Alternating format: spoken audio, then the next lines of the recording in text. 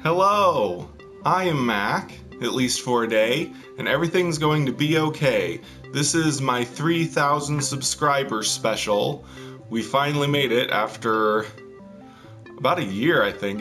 I think it's taken a year to get from 2,000 to 3,000 subscribers, but I don't mind that. I kind of like being a small, slow-growing channel so that I can get to know my viewers, my regulars that comment on videos and live streams a lot, and I've got no ambition to be a really fast growing channel or anything like that. I'm fine with really good slow growth, but it feels really nice to come to a big milestone like another 1,000. So for this special, I'm going to be doing 3 different things. First, I'm going to reveal my real first name. I'm not going to reveal my last name, I don't want to do that, but I'm going to give you my first name. My first name is Mark.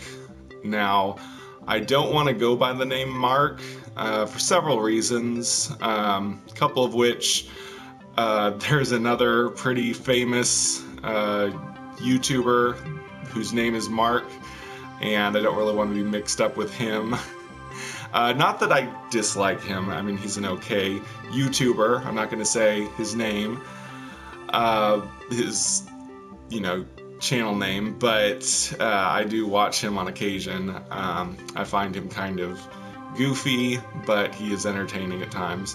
But the other reason is I just kind of find the name Mark sort of boring. I've known lots of other Marks in my life, or heard of other actors and famous people with the first name Mark, and it's just such a common name. I like to kind of stand out and be unique and do my own thing, and having such a normal name like Mark is kind of boring. Mac is kind of more rare. You don't hear people named Mac very much. It's more of a fake name, like a nickname, like say, "Hey Mac, how you doing?" I don't know. But that's actually what's coming up next, is the origin of my channel name. So I'm going to give you where that came from. So my channel name, it's kind of a long story, and it's kind of like several different things that came together to cause it to happen. But let's just go with this story. It's basically based on Michael Faraday. Michael Faraday is the scientist who discovered how to use electric energy, more or less. He was a scientist, discovered a lot of things, but very notably, he did this experiment where he used wire, and he ran an electric current through it, and he discovered that he could move the compass of a needle. He would move a compass close to the wire while electric current was going through it. And what's special about that is he discovered that an electric current creates a magnetic field. So lodestone and other magnetic metal had been discovered. That's how it was possible for people to have compasses. But he discovered he could create his own magnetic field by running electricity through wire. I'll get into why that's significant in a second, but this is a little science lesson for you. But famously, he showed this experiment to an audience, moving a compass needle with an electric current, and somebody in the audience said, "Of what use is it?" And reportedly, Michael Faraday replied, "Sir, of what use is a newborn baby?" Basically implying that, of course this isn't very impressive, I can move the needle of a compass slightly, but the important thing is that it will grow into something to be much more important. And obviously it did, because our lives revolve around electrical energy now.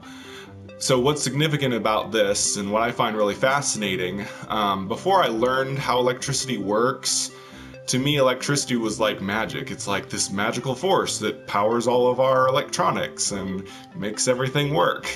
But now I understand that electrical energy is just the movement of electrons. It's just electrons moving through a wire. It's not a magical force, it's just electrons moving. And so what he discovered was there's a two-way street between magnetism and electricity. You can use electricity to create magnetism. That was how he got the compass needle to move. Or you can use a magnet, move a magnet to create an electrical current. And that's how and why Michael Faraday was able to invent the electric generator. If you take a magnet and you use some force to move the magnet around a lot near a metal wire, it will create an electric current. Because the magnetism, the magnetic field, forces the electrons in the wire to move. So the electrons from the atoms in the metal of the wire are forced to move around the wire, and that is electricity, an electric current. So it's actually not that magical. An electric generator is such a simple thing. You're just moving a magnet and forcing electrons to move, and that's an electric current. And of course, the problem is figuring out what force to use to make the magnet move. You can't just stand there by hand cranking a magnet round and round, because the human body would give out and you wouldn't make nearly enough electricity. So obviously we have hydropower, using water to move the magnet, or wind power, using wind to move the magnet, burning coal, using boiling water from burning anything really to make steam that creates pressure that turns the turbine, that turns the magnet, that makes the electrical energy. And of course there's also solar energy, which is kind of different. That doesn't turn a turbine. So I'm not sure about how solar energy is made. I mean, it's more complex, and I don't know everything about that. But basically all the other ways that we generate electricity is just using a force to turn a magnet around, forcing the electrons to move, thus creating an electrical current. And so Michael Faraday is credited with this discovery, with this invention, to make use of electrical energy. But anyway, and it's kind of fitting because I kind of play like a scientist in my videos. I discover the world of No Man's Sky. I try to figure out the bugs, help people direct them towards reporting bugs, figuring everything out, all the game mechanics. Any game that I play, I try to analyze and figure out how everything works, give people tips and tricks, how-tos and demonstrations. So I think it's fitting that my name is kind of based on Michael Faraday. Mac Foraday is kind of a pun that I made, because I thought Faraday kind of sounds like Foraday, so I just made that up. And the name Mac also came from my PSN name, Merimacdwarf-orc, which is based on Elder Scrolls lore. I'm not going to go into all that, but that's where I got Mac from. But then I heard about Michael Faraday, so I started going by Mac Foraday, and that's what I ended up naming my YouTube channel. And so yeah, that's where that came from. People often ask, well, how are you Mac Foraday? I mean, they say things like that, and well, while I'm making a video, I am Mac Foraday, but when the video turns off, I'm Mark again. So any day that I record a video, I am Mac for that day, and then the next day if I make another video, I'm Mac for that day until the video turns off, and then I'm Mark again. So that's what I mean by Mac for a day. And people are like, you've been Mac for a year. You're not just Mac for a day. Well, I'm Mac for a day every day. So every day I make a video. I don't make a video every single day. I try to, but so that's the logic behind it. I'm Mac for a day when I feel like it. But anyway, moving on. I want to give you the origin of my intro and outro saying. So I say, everything is going to be okay. That phrase, well, obviously people have said it before, but that phrase kind of came into my life in this way. As many of you may know, I am an educator. I work in a school district, helping teach students. And in one class that I was in, a middle school class, we did basically a thought experiment, kind of a game. It's kind of a funny game that you just have fun playing. You know, days when things are boring, you have to do something with the students. It's called Mr. Know-It-All, and it operates on the idea that if 2 heads are better than 1, then 3 heads know everything. So what you do is you choose 3 students from the class, you have them go stand up in front of the class in a line, so 3 students standing up looking very embarrassed at the class, and then somebody in the audience asks a question like, why is the sky blue? How do potatoes grow? Something silly like that. And how we get the answer is each student has to answer 1 word at a time. So the first person in the line of 3 students says 1 word, the next student says the next word of the answer, the next student says the next word. Then it starts over from the first person again. So each student says a word, and the rules are it has to be grammatically correct. It can't be total nonsense, so they can't just say random words. It has to make a sentence. So if the person before you says, okay, so I'll give you an example. If someone asks, the sky is blue, then the first student might say the next one says sky, third one says blue. So the sky is blue because there are blue painters up there. Something silly like that. So it's just a silly game. It doesn't have to be, the answer doesn't have to be correct, obviously. It can just be a silly, goofy answer. But it's pretty interesting that the students would also come up with insightful answers sometimes. And it's difficult because you don't know what the person is before you is gonna say, and you have to think of what to say next on the spot. So it's kind of an organic thing where kids will just accidentally come up with really insightful things. Usually you get a nonsense answer like that. The sky is blue because there are blue painters up there or something. But this is the question that we came up that they came up with when someone asked, what is the meaning of life?